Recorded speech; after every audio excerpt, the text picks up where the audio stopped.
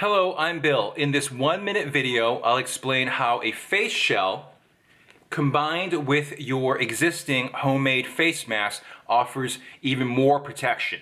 So here is my do-it-yourself homemade face mask, and what I'm going to do is put my face shell over this, and I could put it over any actually face mask really, and it offers an additional layer of protection, as you can see. So if there was a respiratory event, someone sneezed or coughed, and it's blocked by the shell.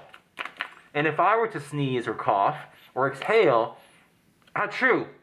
it's blocked or it's minimized. The dispersion is minimized by the shell as well. So that's the big idea of a face shell in less than 1 minute.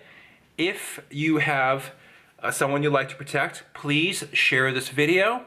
You can find more information on my website as well as a how-to video here on YouTube as well.